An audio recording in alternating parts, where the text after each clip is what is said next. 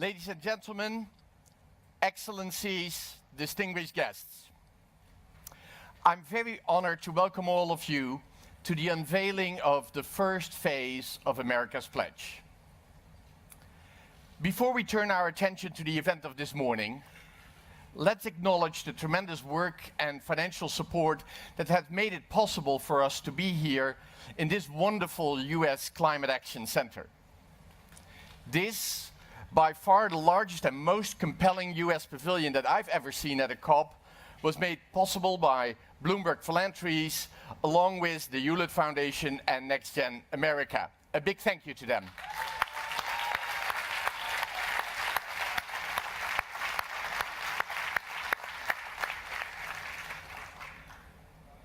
This COP marks the moment when US cities and towns, states and tribes, businesses and investors, universities and colleges, faith groups and NGOs truly picked up the baton of the American climate leadership at the global stage.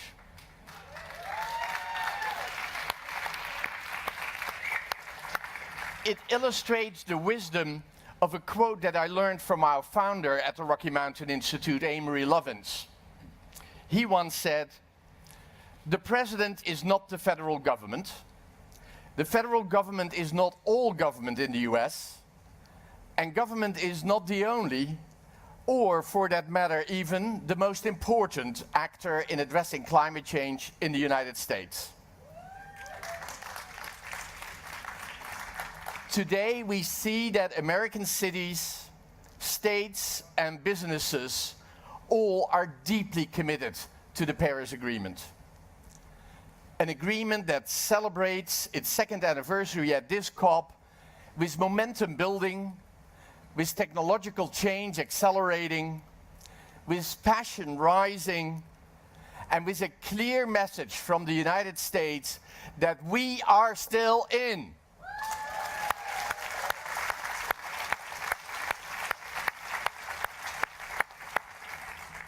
America's Pledge aims to unite all those critical non-state actors in a shared commitment to our Paris climate goals. Under the leadership of Mayor Michael Bloomberg and Governor Jerry Brown from California, America's Pledge came about in response to the decision to withdraw the United States from the Paris Agreement. And going forward, America's Pledge will aggregate and showcase the crucial efforts of all non-federal climate leaders in the United States. How these efforts have driven the US to the tipping point of low-carbon transformation and beyond. One of the findings of this report is that together, this coalition represents the third largest nation under the COP. That is what we are here to talk about this morning.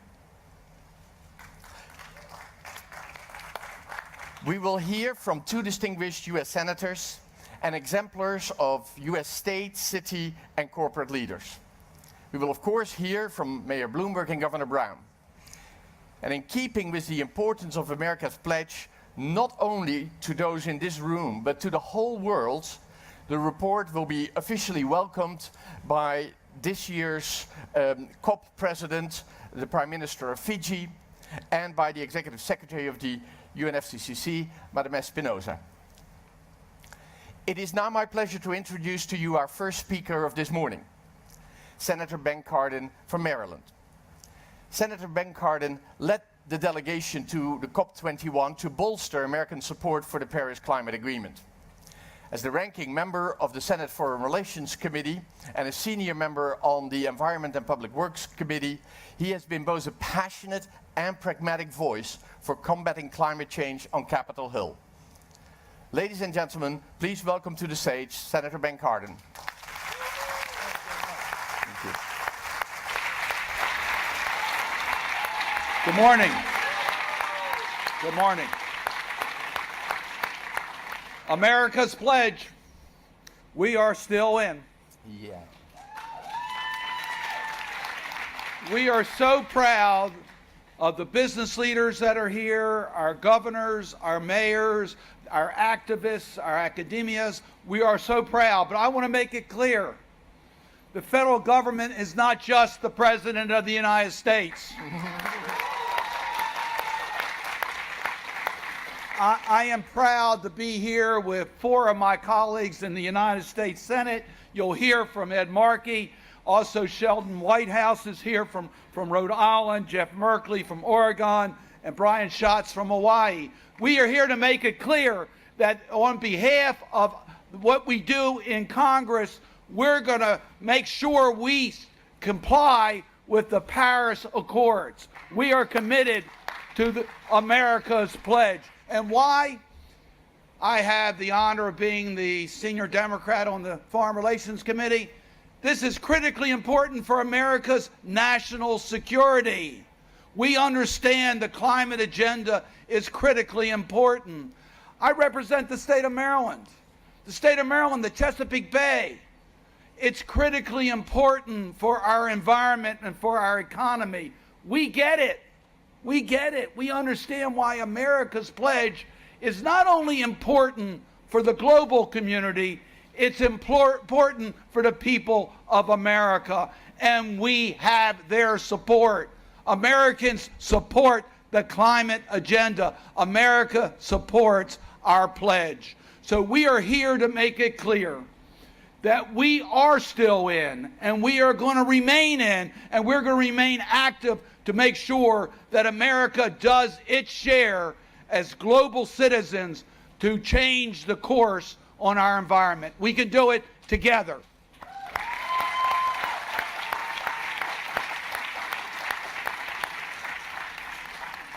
I am now proud to introduce my colleague from Massachusetts, who's been one of the great leaders on the climate agenda, both in the House and now in the United States Senate. He serves with me on the Environment and Public Works Committee and on the Senate Foreign Relations Committee, Senator Ed Markey.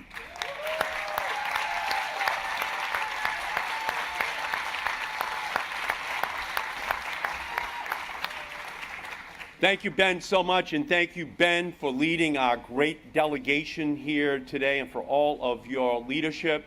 Again, with Sheldon Whitehouse, Jeff Merkley, Brian Schatz, we are here in Bonn to say that we are not saying bon voyage to our commitment to climate action on our planet. That is why we are here.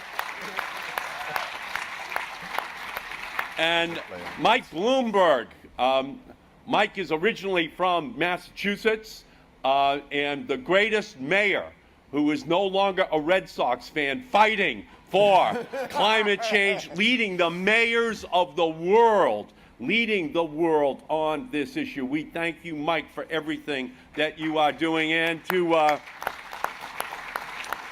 Jerry Brown, Jerry Brown has proved that it's not an experiment. It's real life job creation that occurs when you make a commitment to a clean energy future. That is what we are here today to say. We are here saying that we join with the governors, with the mayors, with the states, with the local leaders, with the business people across America and across the world, saying that we can do this. Tip O'Neill, the former great Speaker of the United States Congress, used to say that all politics is local. Well, in the age of Donald Trump, all climate action has become local, and across the cities and towns, the businesses of the United States of America, the momentum continues inexorably, inevitably, in order to get this eventual solution that we are able to offer, not just to the United States, but to the entire world. President Trump might want to cop out on climate action, but we know that COP really stands for can't obstruct progress. That climate,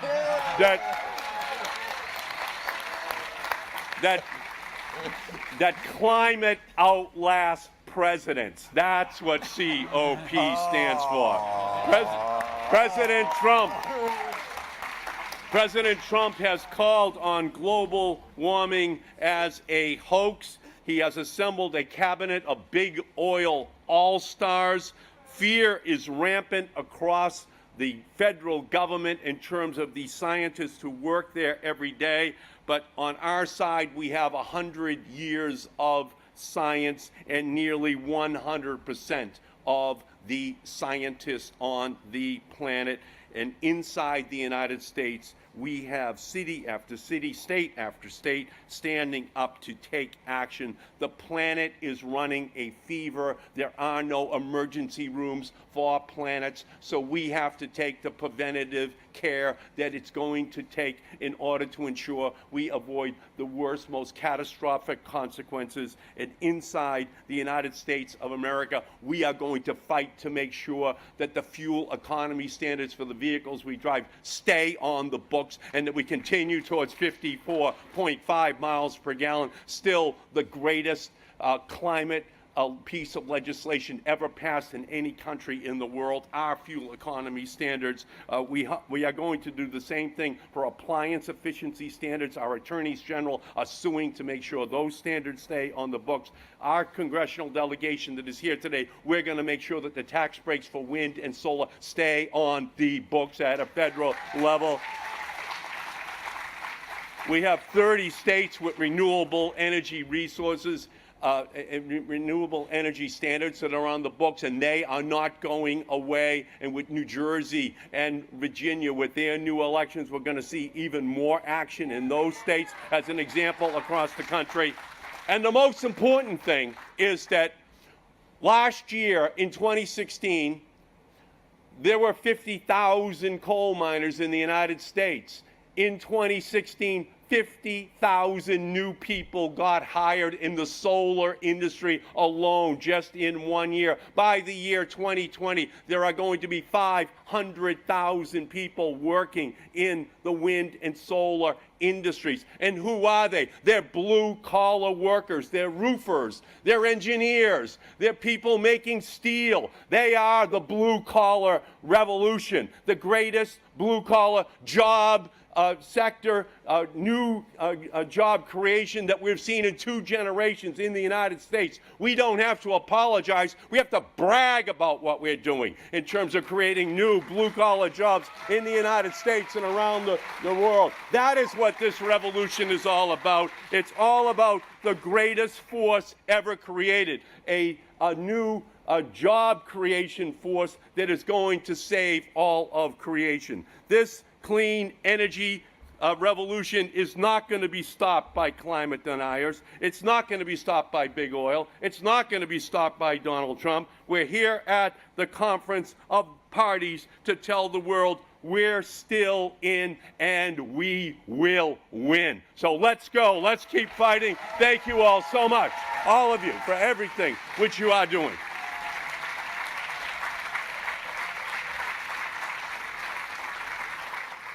Ladies and gentlemen, please welcome our panelists for a discussion on U.S. climate action, moderated by Jules Kortenhorst, with panel members Laura Phillips, the Senior Vice President of Corporate Affairs and Sustainability for Walmart, Mayor Bill Peduto of Pittsburgh, PA, and Matt Rodriguez, the California Secretary for Environmental Protection.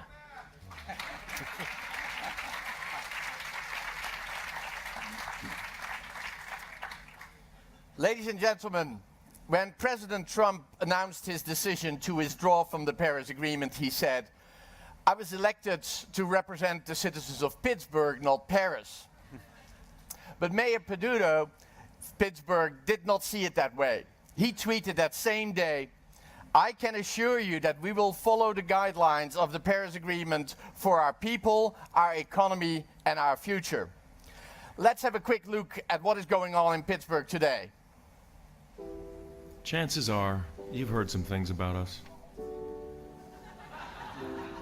We're the ones who shoveled iron ore into the blast furnaces and ran our streetlights during the day. We did the unglamorous work that helped build the nation, and we've got the scars to prove it. Sure, we've got a reputation. The way we see it, we've got a reputation to uphold. Yeah, steel will always be a part of our identity, But really, it's innovation that's in our DNA. From steamboats to glass to steel to aluminum, Pittsburgh was always at the forefront of innovation. We created the modern highway system. We powered the first nuclear submarine. When the steel industry famously turned our city into hell with the lid off, we set about to clean up, instituting the first clean air regulations of their kind. We know a thing or two about looking challenges in the eye and seeing opportunities. Hills, rivers, and valleys forced our 55 square miles into an unruly tangle of roads and bridges. Out of that grew 90 distinct neighborhoods. Some have prospered with the city's ups and downs. Others haven't had a seat at the table. In the past, progress for some meant decline for others. As city residents fled to the suburbs, we cut highways through the hearts of vibrant communities, leaving large swaths of our diverse population isolated. Maybe there were times that we forgot what we stood for, but we always come back stronger. We're still creating industries, but this time around we're using 21st century technology and engineering to get us there. Universities, nonprofits, and businesses are working together to build robots, cure diseases, and design better products. And we're just getting started. With Smart PGH, we're at the cusp of the next revolution in transportation and information technology that has the potential to have huge impacts on the way we live. We're deploying the most advanced traffic signals in the world to move people, bikes, and vehicles both faster and safer. These signals actually learn, and they're made right here at home. We're rolling out smart streetlights with sensors that communicate with traffic and even monitor air quality. We're building new infrastructure for autonomous and electric vehicles and charging them without fossil fuels. And this time, we're putting people first, training our residents for the jobs of the future, and working on the ground in every neighborhood to make certain these technologies are actually making people's lives better. Smart PGH isn't simply our next project, it's our next chance. A chance to chart a course, to bridge the gaps between ourselves, a chance to be the blueprint for other cities like us. We're thinkers and doers. It's what's allowed us to bounce back, to shake off the rust and keep moving. Our hard-working ethic, our spirit of innovation, those aren't going anywhere. But this time around, we've made the decision that if it's not for all, it's not for us.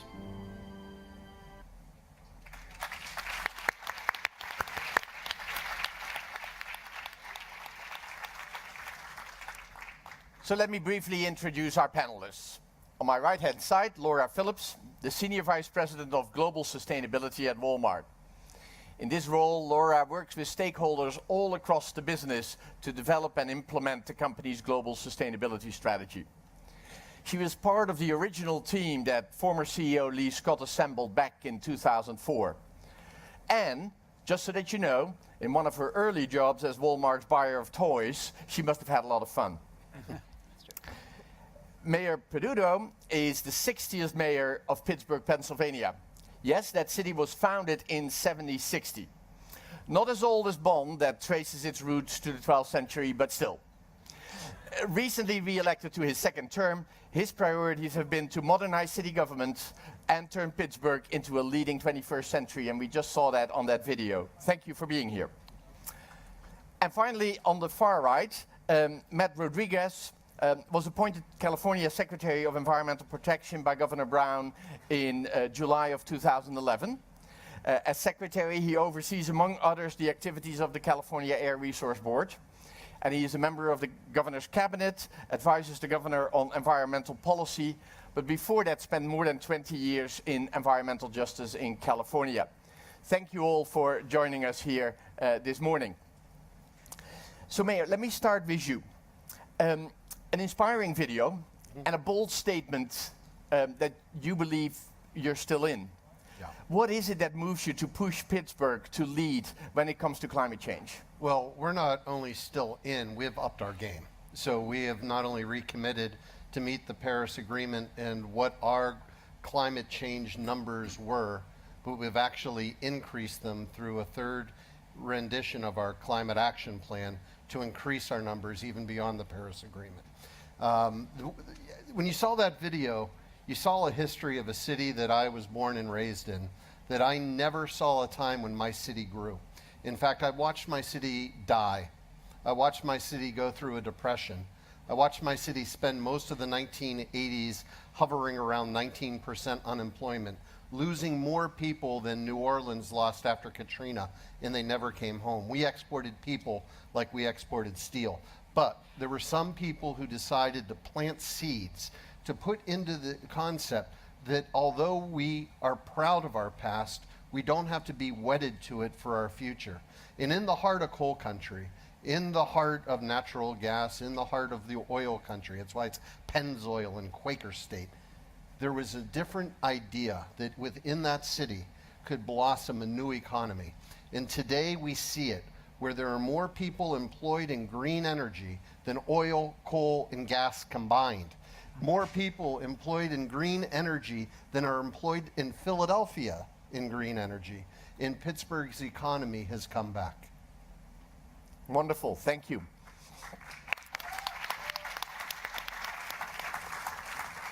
Laura, to me it is so interesting and so illustrative that it is Walmart that has been at the forefront of the clean energy revolution, because people associate Walmart with cost effectiveness and with being at the leading edge.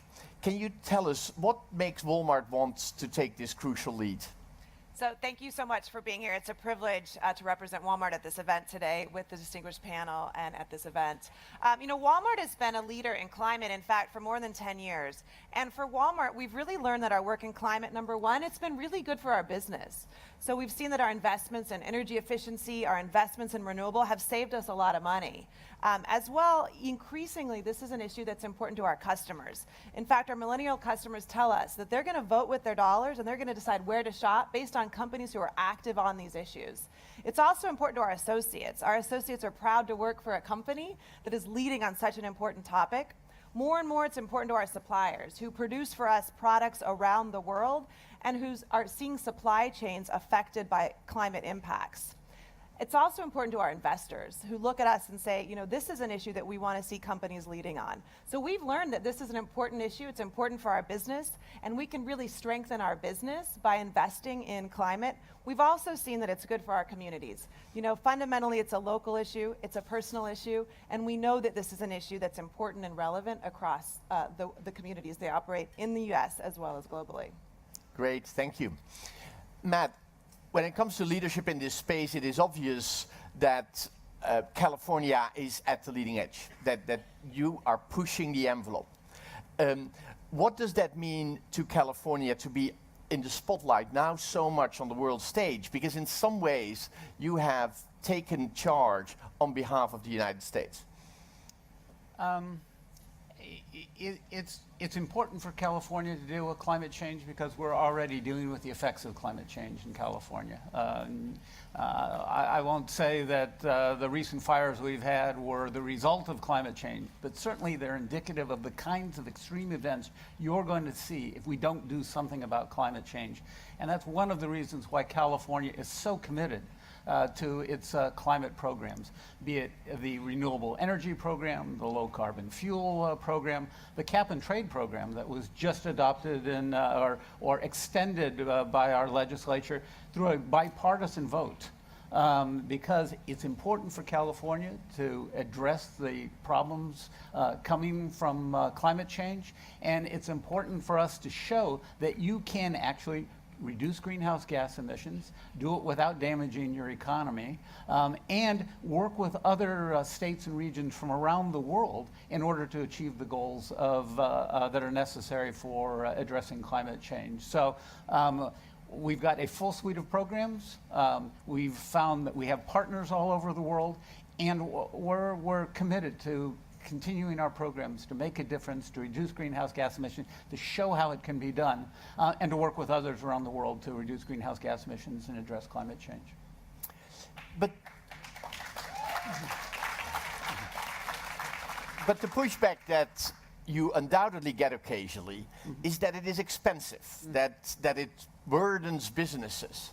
How do you reconcile that upbeat story that you just told and the success of the California economy with what we hear from the other side that says we can't do this and grow economies?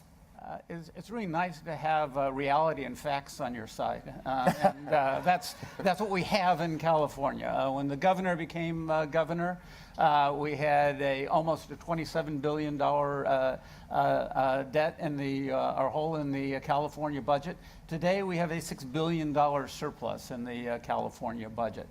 When the governor became governor, we had unemployment at a little bit over 12% in California. Now it's down around 5% in California. What we've seen is these programs, rather than damaging the economy, have really energized the economy in California. People know and businesses know that we're onto something. We see the future, the state sees the future, it represents the future, and it's attracting new investment as a result. I think it was in 2015, there was $10 billion invested in California in new clean technologies, and that led to the creation of 321,000 jobs. So it's an important part of the story that you can pursue these programs, and far from damaging your economy, it gives people hope, it gives momentum, and it has us looking to the future about what can we do next. And so that's an important part of the story that we try to get out to the rest of the world, because we feel that it fuels ambition. It says to people, don't be concerned about these programs, you should be aggressive, you should be ambitious, because these programs will work. Thank you. Laura, how does that work for Walmart? You started deploying renewable energy earlier than almost anyone. And so often you hear business saying, well, that's nice, but that costs so much extra. What is the experience at Walmart in terms of competitiveness of these solutions? That's great. So about 10 years ago, we set a goal to be powered by 100% renewable energy. And it's a long-term ambition, and we're committed to that. In fact, we're about 26% powered by renewable today, and we have a chart and a path to get to about 50% by 2025.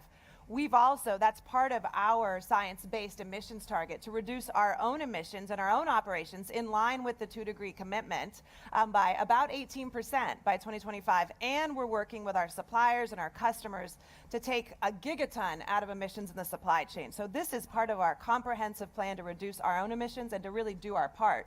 Specifically on renewables, we found it to be really good for business. And in fact, we're continuing to see prices fall now.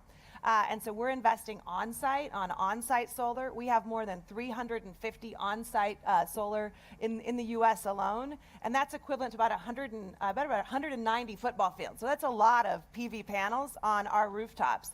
We also are working with PPAs to bring in new renewable projects to really help power our stores. We have a great one in Alabama, one on wind in Texas, and so we're excited about the role that PPAs can play in helping us to really scale renewables. But again, we found that it's been very good for our business, both in investing in renewables, investing in energy efficiency, where we've saved about $1 billion in fuel as we've improved our energy efficiency in our fleet over the past 10 years. So fundamentally, it's good for our business, it reduces emissions, and it's good for our communities. Thank you. Bill, when it comes to the conversations that you have with business leaders, you've been attracting companies to come back to Pittsburgh. Is this an issue? Do they raise sustainability and energy as an issue? Well, not only sustainability and energy, but connecting it with transportation policy, connecting it with distribution of energy, and looking at ways that direct energy can be options. I mean, the best example is the Amazon RFP that was requested. The word bike lanes appeared at least 3 times in the RFP as a part of the proposals that they wanted to see. You know, the idea that companies looking to locate in cities are simply looking for free parking and the largest tax incentive has been left in the past. They're looking for different opportunities. Pittsburgh has been able to attract Google, Intel, Microsoft, Apple, Bosch, Tata, Oculus, Facebook, Amazon, on and on and on, is creating global innovation centers in Pittsburgh. But when I spoke with the head of Google and they wanted to bring him out to California, but instead he said he wanted to stay in Pittsburgh, I asked him, what is it that we could do to help you to recruit even more? And his answer was clean your air and clean your water. When looking and recruiting from talent around the world, those were the most critical issues. Not free parking, not what type of tax incentive you're going to give me, but the ability to have that. Now, there's a critical part about this as well, because time goes only one direction. And if we bury our head in the sand and think that we're going to be able to basically pull out of this agreement and it's going to give our companies a benefit, what we're basically doing is saying we don't want to compete on the global level. We only want to try to sell it within our own country. And what we're going to end up happening is being passed by companies in countries around this world. If you look at what Pittsburgh has been able to do in transferring an economy from the highest depression levels of American history and building out a new economy that's based upon it, you can see how that can expand to our friends and neighbors in coal country and being able to give them a real hope of being a part of it, not a false hope of opening up coal mines. Yeah, yeah, absolutely.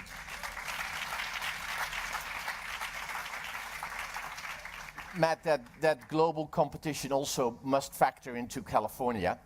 And I have seen Governor Brown traveling around the world to tell the story that America is still in. But I think also to some extent to advocate for the innovation that is coming out of Silicon Valley when it comes to energy. How do you look at what's happening within the state in that global context? You know, time doesn't stand still, societies don't stand still. They're constantly changing. You're constantly seeing innovation. You're constantly seeing new technologies. And I think that in California, we recognize that. California is made up of a state of people who came to that state to see changes in their lives. And I think that that's reflected in the way that California has looked at this problem of climate change and seeing it is a daunting task to deal with climate change. California only represents 1% of the greenhouse gas emissions in the world. And yet, we see that we need to do something about it. So we're not shying back from dealing with the problem.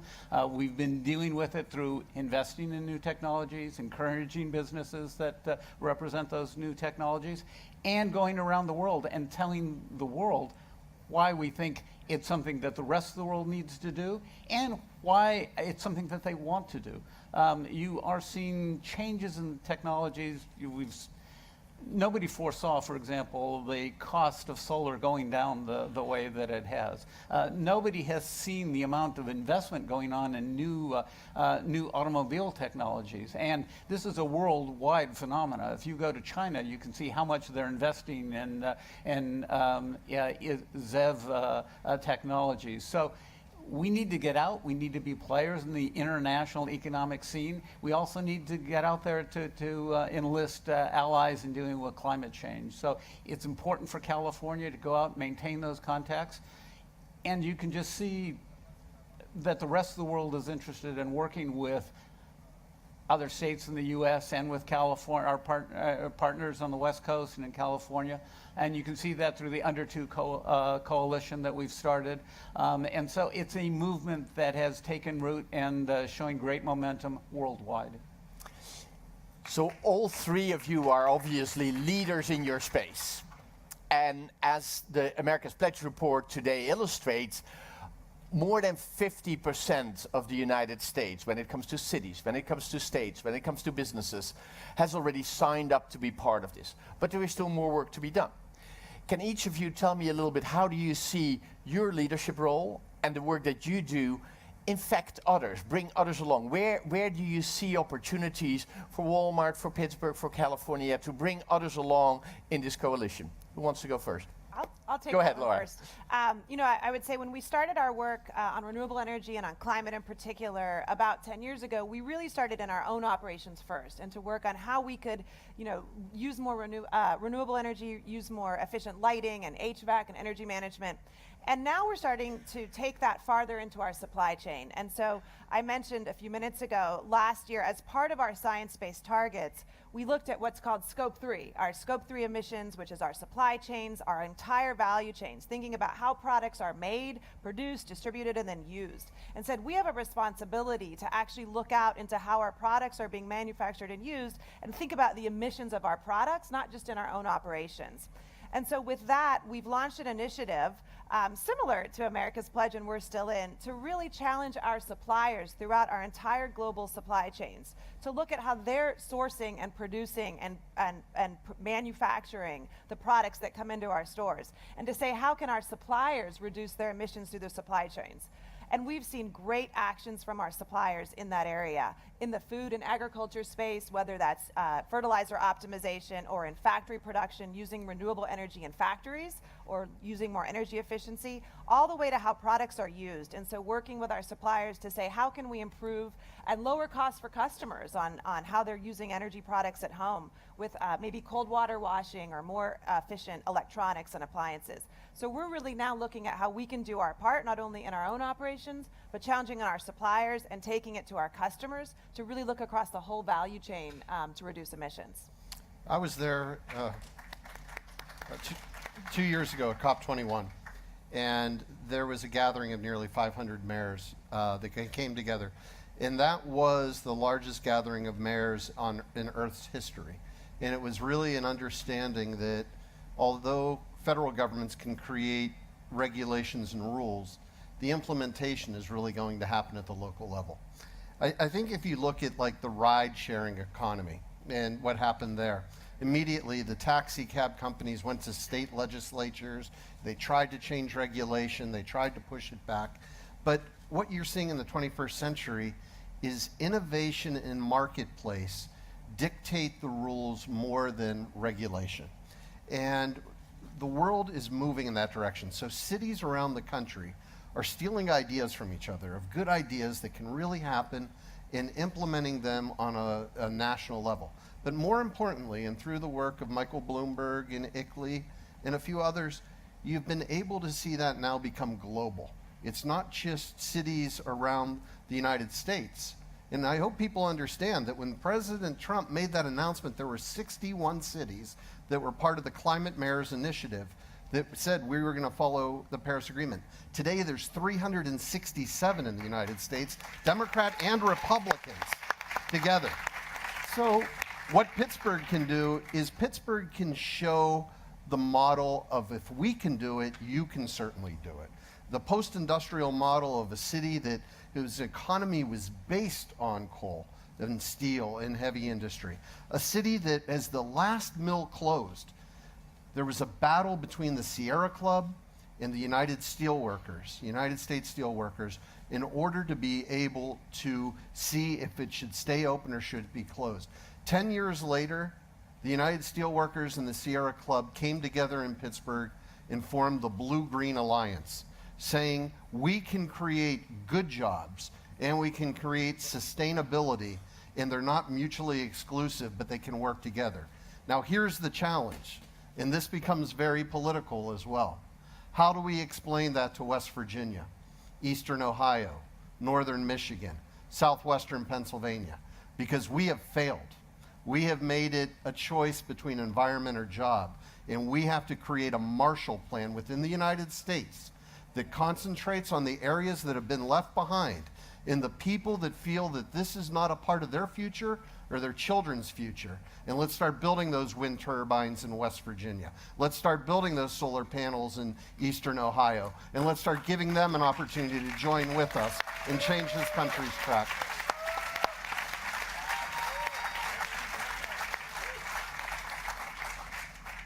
Thank you, Matt. How is California infecting others? Well, let me say that in 2011, when I started as secretary, one of the things that I heard initially was, why is California pursuing these ambitious programs? Other states are not doing that. Other countries are not stepping up. And I like to contrast where we are today with what I was hearing back in 2011. Today, we have the Pacific Coast Collaborative, where California works with the states of Washington and Oregon and the province of British Columbia on issues of common interest having to do with climate primarily. We have the Governor's Climate Alliance, which demonstrates that there are 14 governors and in Puerto Rico and in the United States that are committed to strong climate programs. You have America's Pledge and working with America's Pledge, where we're developing partnerships. We have our linkage and our work with the provinces of Ontario and Quebec with our emissions trading program. We have MOUs with Mexico and with China, and then we have the Under 2 coalition, where we're hoping that by the end of this COP, we'll be up to 200 signatories on the Under 2 coalition. So what we're doing is going out, trading information, working collaboratively on developing programs with other states and regions around the world. And we look forward to having an opportunity to talk about that next year when we have our Climate Action Summit in San Francisco in September, to talk about what's going on actually at the ground level in the world to reduce greenhouse gas emissions and address climate change. So I see just incredible progress, and the next year will bring even more.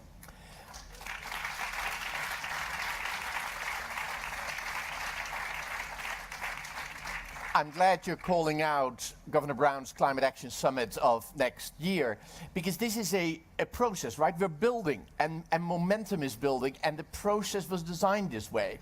In 2020, we want to see a ratchet in the Paris Agreement, and America's pledge is not a pledge for today, it's a pledge for the future, so it is ratcheting.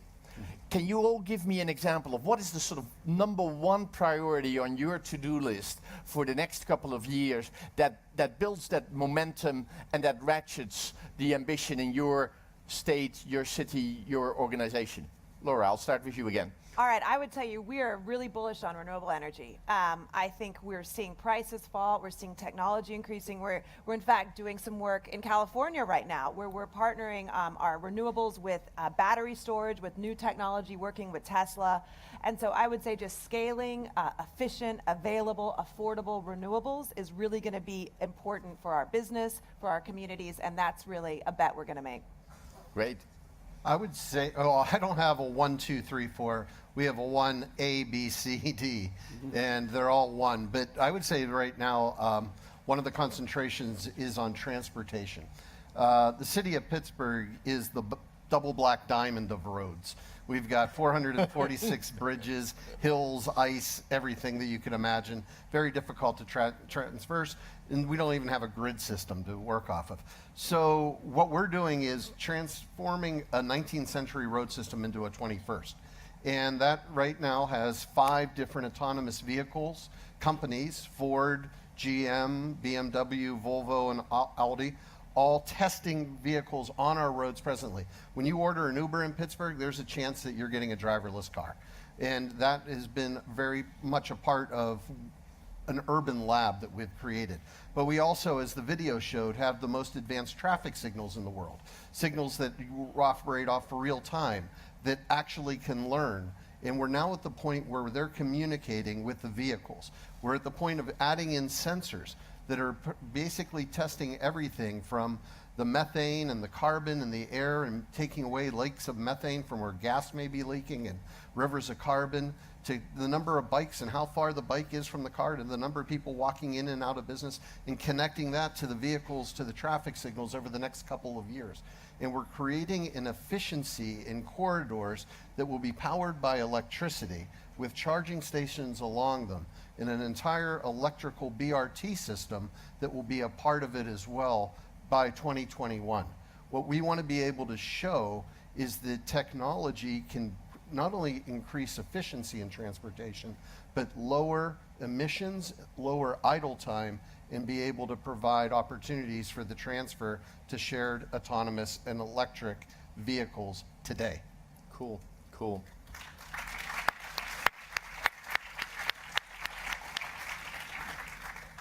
I don't know that there's any one thing you can focus on. What we found in California is that you need a suite of programs to change your fuel base, to use your energy more efficiently, to look at how you use your energy, and do you need to use as much as you do? Can't we do more to promote public transit or bicycles, alternatives in transportation? So we're looking at a whole suite of programs. What we need to focus on is continuing to show positive results, because that's what speaks loudly. And we need to be able to show that we're continuing to grow our economy, add people to the state of California while we're reducing our greenhouse gas emissions.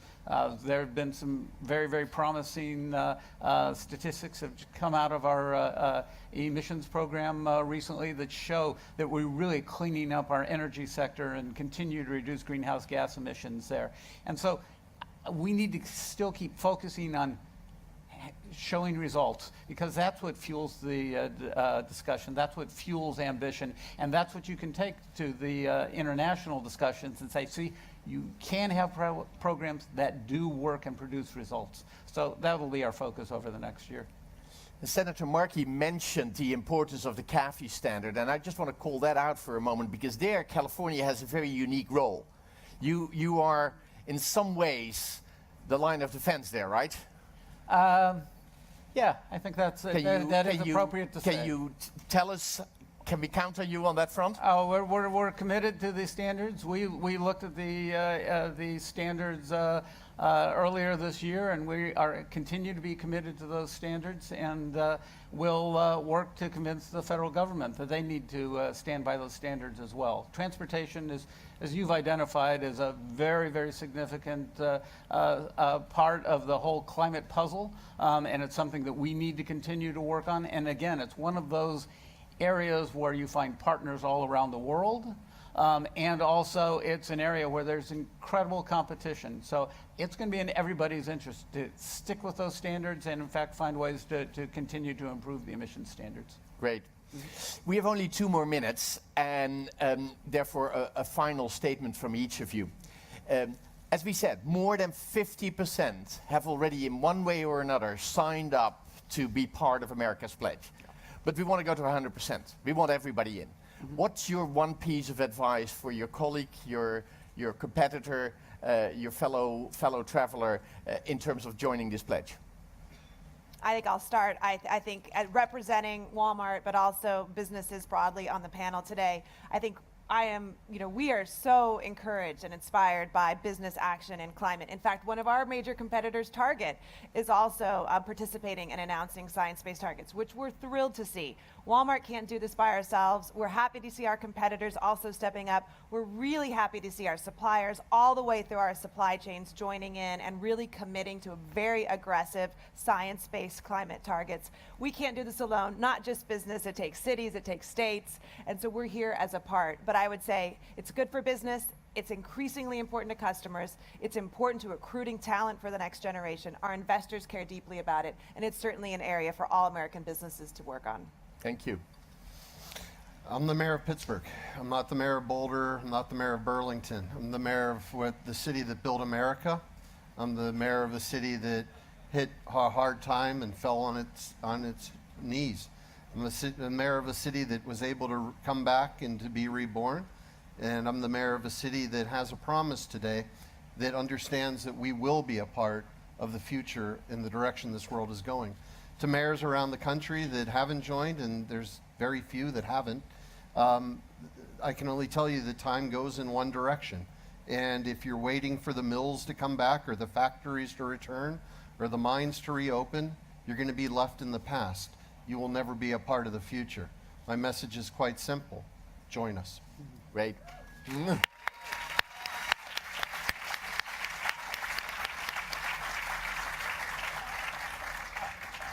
I think the mayor was absolutely correct.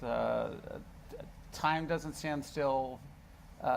There's constant change, particularly in today's world economy. And what you see in California is we're looking ahead. We're looking to what the world is going to look like, and we want to be engaged in developing the technologies and inspiring the innovation that is necessary to take us to that new world. And you should join us because it's not in your interest to be left behind. And so, as I said, we need to continue to produce results and show what we can do, and the rest of the world should work with us towards that objective, that goal. Great. Joining me in thanking our panelists, and I'll turn it over to the next part of the program. Thanks, Paul. Thank you. Thanks.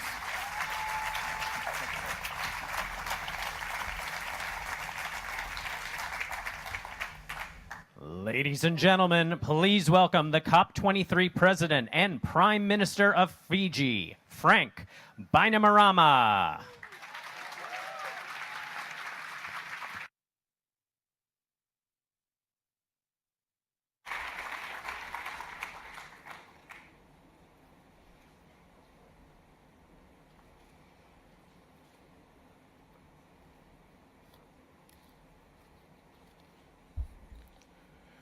Thank you, ladies and gentlemen. As you've heard, I'm Frank Bainimarama, the Prime Minister of Fiji, and also the President of COP23. I want to say a very good morning to you all. Bula Binaka. Bula. Bula. Bula means hello, good morning, and everything nice. I'm delighted as COP23 President to be joining you at your event, which in essence is to celebrate the can-do attitude of America, and I want to thank you for that. Leadership that is positive, optimistic, and determined to build a better future for America. I signed up with Jerry Brown, Governor Jerry Brown's Under 2 coalition back in July, I think it was, Jerry. I couldn't wait fast enough to get in there and give my endorsement to someone who's bringing this coalition together. And I want to thank him and people like Mike who have come together and do special things for the people of the world. And I say that we are all in the same canoe. No one is immune to climate change. If you go in the Bula zone, there's a big canoe, Fijian canoe sitting there. That's to tell everyone that we are in the same canoe. No one is immune to this climate change. And I'm especially delighted to acknowledge my great allies in building the great coalition that is a centerpiece of Fiji's presidency. My special envoy for states and regions, Governor Jerry Brown of California, the UN Secretary General Special Envoy for Cities and Climate Change, the former mayor of New York City, Mike Bloomberg. Thank you, Mike.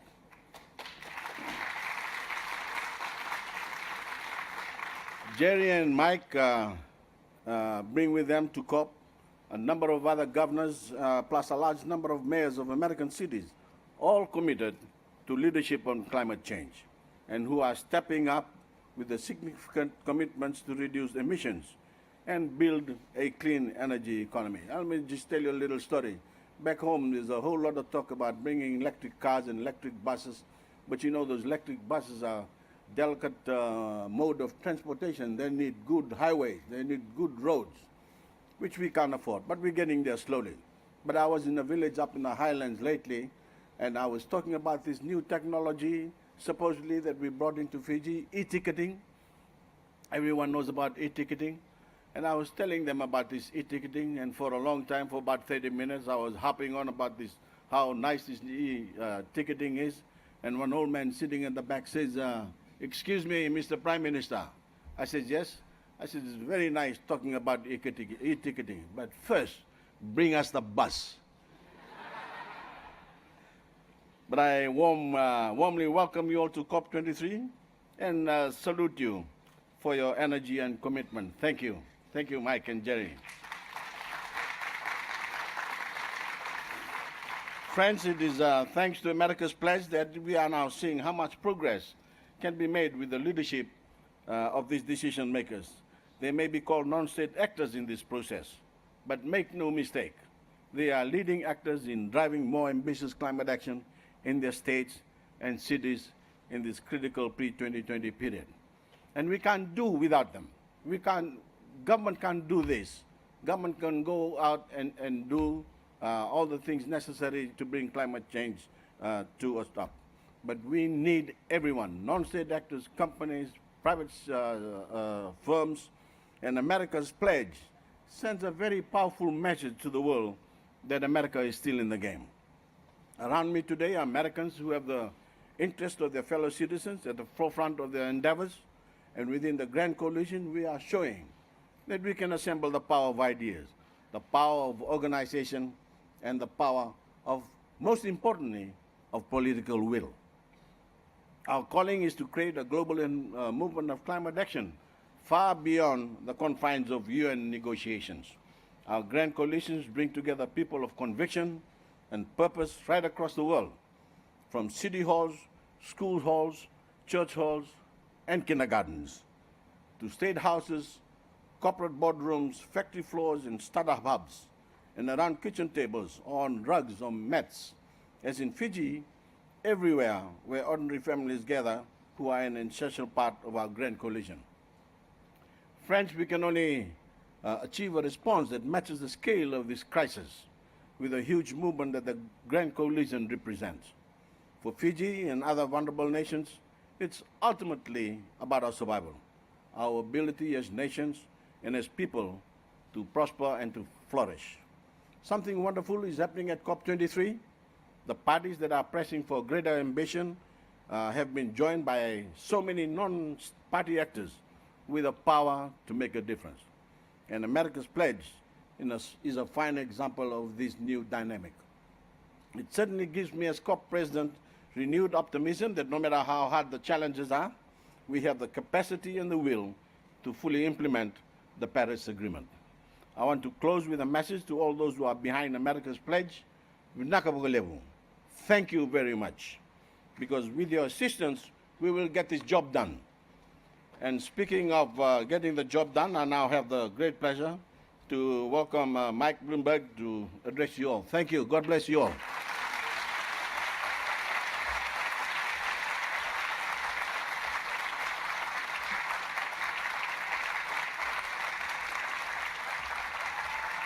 Frank. Thank you. Good morning, everyone. Frank, thank you. That was a wonderful thing, and your country should be congratulated for standing up and helping the whole world. And I just think it shows that a small country can have as much of an influence, maybe even a better influence on the world than some of our bigger countries. So we are with you. Let me just start by saying in Fijian, Bula. I was thinking about doing my whole speech in Fijian, if that's the way you pronounce it, but it would be embarrassing to most of you that I've been able to master that language in the last 20 minutes. Let me also thank my former mother's congressman, because I guess I was out of there by the time he got there, Ed Markey, who is now senator, and Ben Cardin, who's a senator from Maryland. Where's Sheldon? Sitting someplace here. He was here before. We have a number of senators here who understand that the federal government does have a role to play. Unfortunately, it's not playing on the right side at the moment, but hopefully things will change sometime in Washington. I did want to thank all of you for joining us here at the U.S. Climate Action Center. This space is the first of its kind in the history of international efforts to fight climate change, and it was built to help change the course of the battle in our favor. Now, if you think about it, for the first 22 years of climate talks, America's presence was funded and organized by our federal government, as it has been for every other country in the world that has come to this conference. This year, our administration declined to fund U.S. participation in Bonn, which would have made us the only major economy without a pavilion to highlight our efforts. But thankfully, there were people that could help us, and Bloomberg Philanthropies was happy to help them to replace that funding and create this pavilion in a ways that ensures our voices are heard and bring more voices into the fold. It is important for the world to know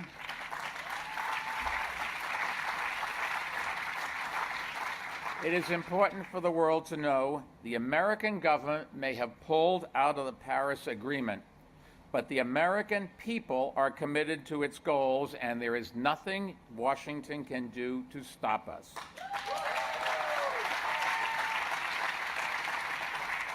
Now, when President Trump announced his intention to withdraw from the Paris Agreement, which incidentally he cannot do until the year 2020, some people have worried that it meant the end of America's climate leadership, but I think that can't be farther from the truth. And the reason is simple. Over the last decade, the United States has reduced its emissions more than any other large country in the world. and the federal government was on the sidelines for most of that progress.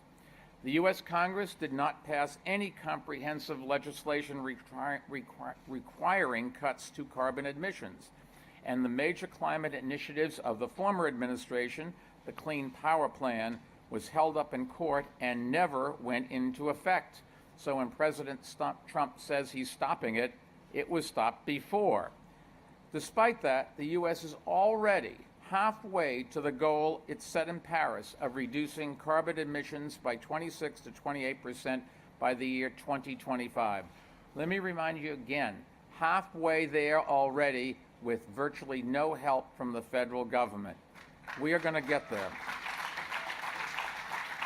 Our progress has been driven by top-down federal mandates, not by top-down federal mandates, but by bottom-up actions by cities, states, businesses, universities, and citizens, what the UN calls non-state actors.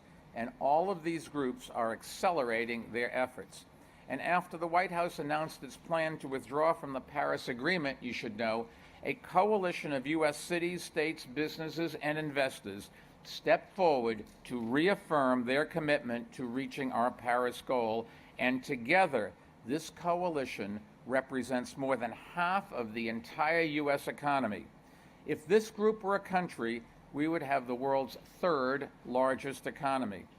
In other words, a group of U.S. citizens, states, and businesses who remain committed to the Paris Agreement represent a bigger economy than any nation outside the U.S. and China. Now, we should have a seat at the table and the ability to work with our peers in other nations, and that's the aim of this pavilion. The Trump administration did send a delegation here to Bonn, and it might be the first climate conference where, this is not a joke, folks, coal is being promoted as an example of sustainability. But it will also likely be the last. The world is moving on, and so is the United States. More than half of all the United States coal plants have closed or are being phased out, and that trend has only accelerated over the past year. Thanks to the falling price of wind and solar, coal no longer makes any economic sense. It also kills people, including 20,000 people each year right here in the EU. Now, a number of countries have made plans to go 100% coal-free, and I'm happy to say Europe is helping to lead the way. Coal's days are numbered. It's not coming back. And even if Washington drags its feet, the American people will keep moving forward. And the false promise of jobs coming back in coal is a sad fraud on miners who need help to transition to a new economy so they and their families can have a future, rather than being a pawn in a political reality show.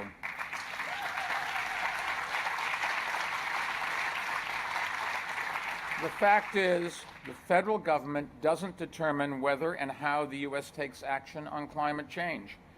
The bulk of the decisions affecting carbon emissions in the U.S. and many other countries are made by cities, states, businesses, and civil society.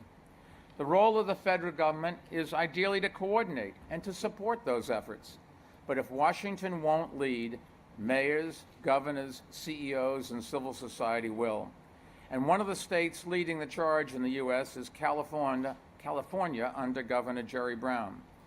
Since last summer, Bloomberg Philanthropies has worked with Governor Brown and his team to aggregate and quantify the potential carbon reductions of all non-federal actors in the United States, to identify all of the actions that are being taken or committed to, and to identify opportunities for each group to speed up its progress. We call this effort America's Pledge, and this morning we're releasing our first report. We hope our pledge will be accepted alongside the nationally determined contributions that every other party makes. Through America's Pledge, we will continue measuring and reporting our progress on reducing emissions, just as every other nation is committed to do, so that the world can hold the United States accountable for reaching our commitment. The Paris Agreement succeeded where other efforts failed, in part because the efforts of non-state actors were recognized and were taken into account for the first time. Yes, you can applaud. It was a big step in the right direction, but if we're going to avoid the worst impacts of climate change and save more needless deaths from coal pollution, we need to aim higher and act faster. Cities, states, regions, and businesses can help to lead the way. Around the world, we need to empower local and regional governments to take action and to work with business leaders to leverage their resources and expertise. And I did want to cite Walmart for what you're doing. Thank you very much. You're leading the way. You're a great corporation, and we're happy to have you. America's pledge seeks to do exactly what I just said, and we hope the UN will continue to work on ways to incorporate non-state actors into the international process in every country in the world. The new Secretary General of the United Nations has been very supportive in this approach, and he deserves a lot of credit for that. And so has our host, Prime Minister of Fiji, who has proposed opening the negotiation process to non-state actors. And as much as we would like to see more leadership from Washington, the decision to withdraw from the agreement has had the opposite effect. It has galvanized public support for bigger and bolder actions at all levels of society, and I think that's on display right here this week. And yes, thank you very much. And let me finish by saying Governor Brown really has led by example with his work in California, and I just personally want to thank him for his partnership on that effort. Governor, would you say a few words? Jerry?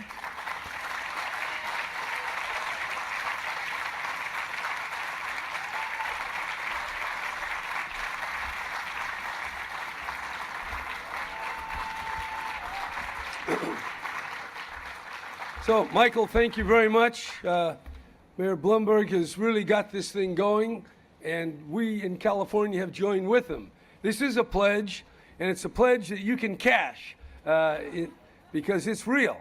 We're doing real stuff in California, and I'm very glad that under the leadership of the Prime Minister of Fiji, non-state actors are part of the whole equation, because in the world, there are people in the capital cities, and they have lots of power. But in our system, in the United States, we have a federal system, and states have real power, as do cities. And when cities and states combine together and then join with powerful corporations, that's how we get stuff done. And we even have characters like this here to make it the dialectic of...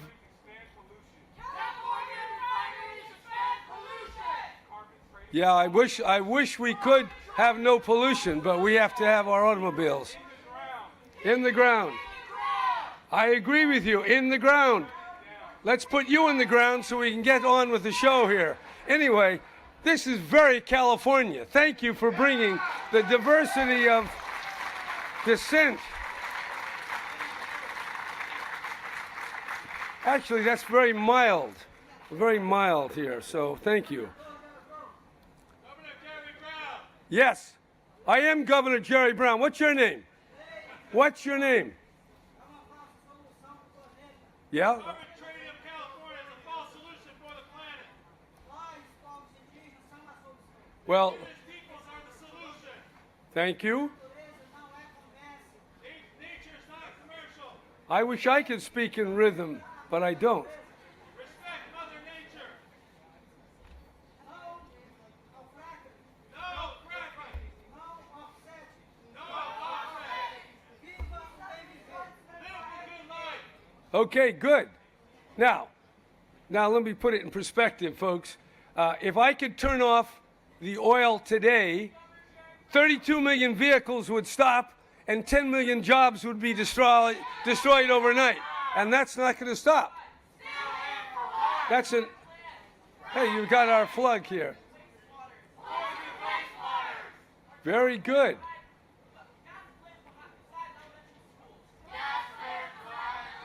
All right. Now, by the way, this is one of the reasons why California has the most aggressive goals. No matter what we do, we're being challenged to do more. And I agree with that. And we will do more. We'll do a lot more.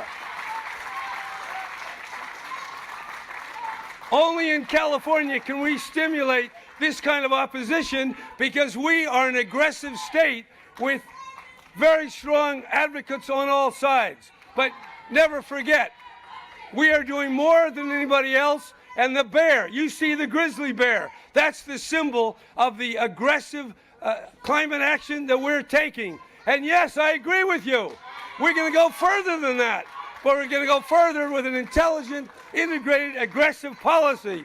Yes, I agree. All the way with California and our climate pledge.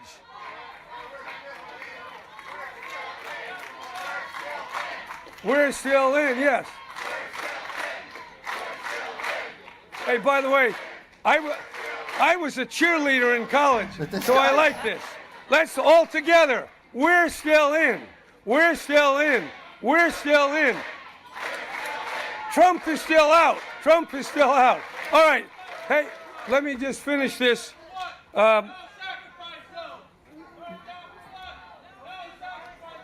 Good. I agree with you. No sacrifice zones. Now, let me make the point here if our yes.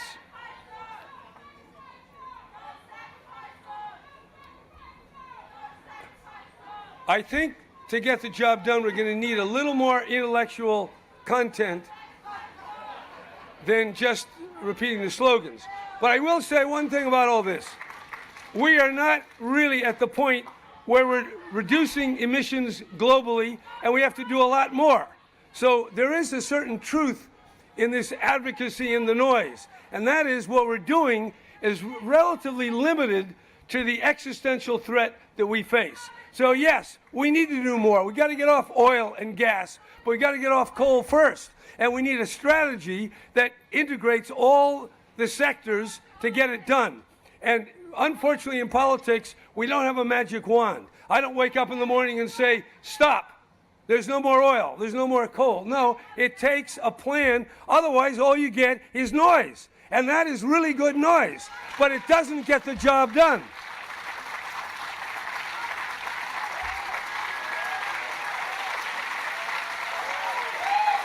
So, I'm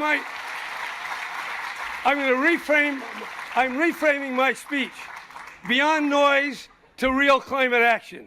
And real climate action is done through a sequence of steps over and over again. And the key word is perseverance, not a one-off, but a daily, yearly commitment, ever greater in its intensity, to move to a decarbonized future. We're not going to get it overnight. We'll be lucky if we get it by 2050. We should get it by 2045. And we can't lose faith because we're not doing everything.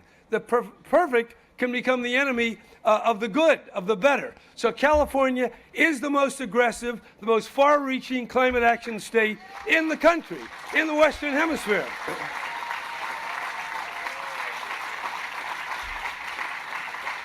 By the way, is it enough? No. Do we have a lot of pollutants? Yes. Do we have 32 million cars driving 335 billion miles every year? Yes.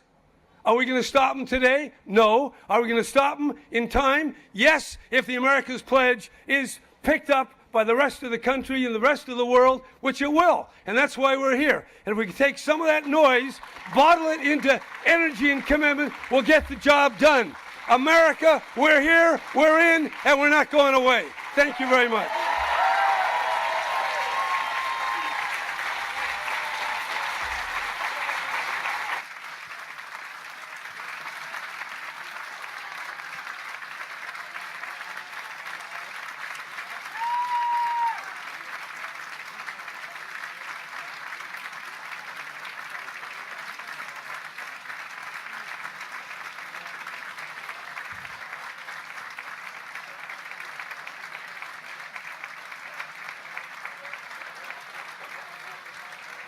Ladies and gentlemen, please welcome the Executive Secretary of the United Nations Framework Convention on Climate Change, Patricia Espinosa.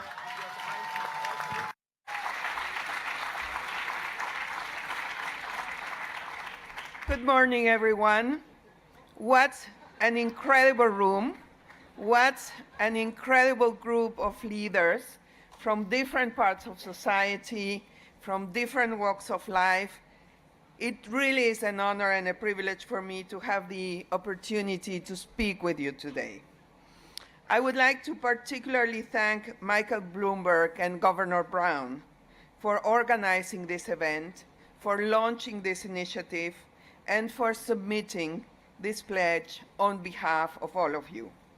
We welcome this pledge, and I will certainly bring it forward to the attention of the parties here in Bonn. And we know actually everybody is watching us right now. We all in the process have been watching what you have been doing over the last months. So we thank you very much, and this is certainly a very special moment. This range of climate-related actions by US cities, states, businesses, universities shows your deep commitment to address climate change. This commitment is crucial. We meet here in Bonn with a sense of urgency.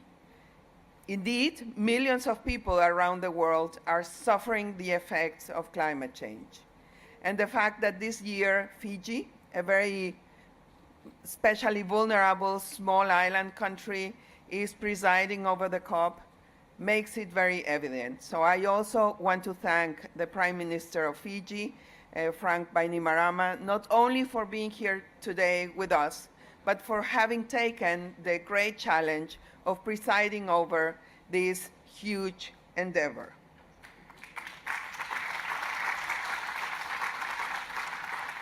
And the United States has also felt the suffering of the effects of climate change.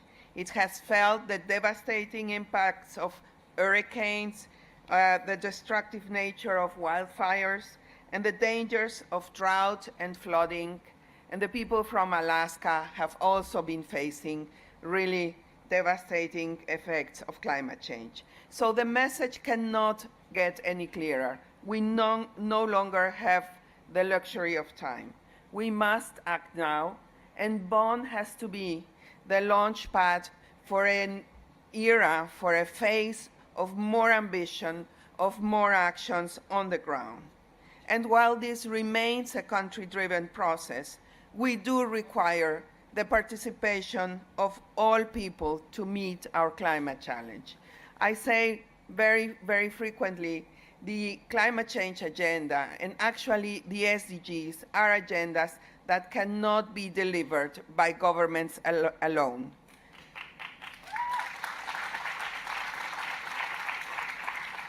Every level of society, every community, every sector of every economy must be involved.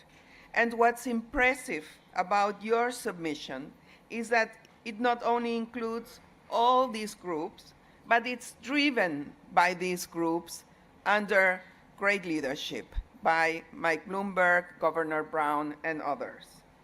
So at its heart, it's a submission from people who care about addressing climate change, who care about building a world that is more sustainable, and who care about meeting the goals agreed to in the Paris Agreement.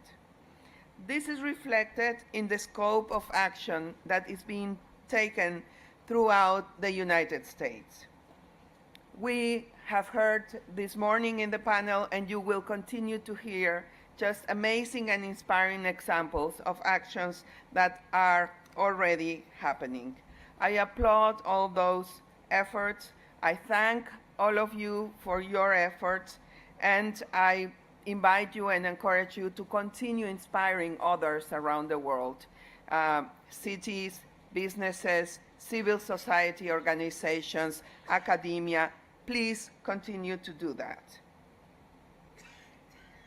And in the case of businesses, because US businesses are so well represented in so many countries around the world, you have the power to really have a much bigger impact, a global impact. And let me tell you, I'm coming from Mexico. My home country is Mexico, where Walmart, that we heard, from whom we heard this morning, has made amazing, amazing contributions. So thank you for all those big and small businesses from the US that are represented globally, that are doing a contribution not only at home, but in every country where you are working.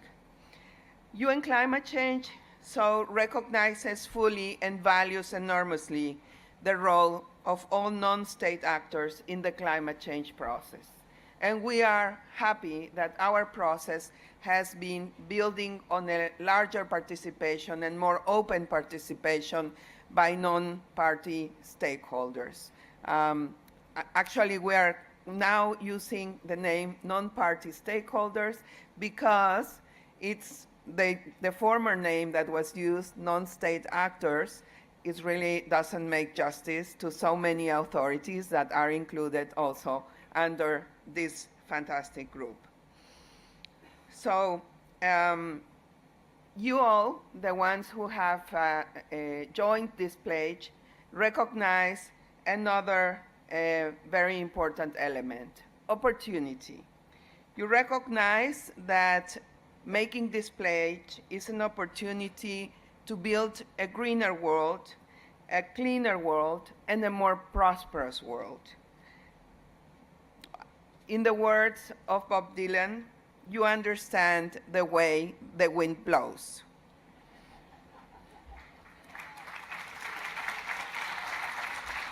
You understand that when it comes to clean technology, renewable energy, we are standing at the edge of something truly special. Just as the information age ushered in an explosive new economy, I believe the next age, perhaps we can call it the age of renewal, will do the same. The leaders of tomorrow will be the nations, the businesses, the groups, and the people who help usher it. They understand that we can open trillions in economic opportunity, and we can do so while lifting people out of poverty, promoting public health, ensuring access to food, water, and energy, and protecting the planet we all share and rely on. So, ladies and gentlemen, dear friends, thank you for this pledge. I thank you for your ambition, for your commitment, for your hope that you bring to so many people around the world. And it has been really an honor to be able to address you. Thank you.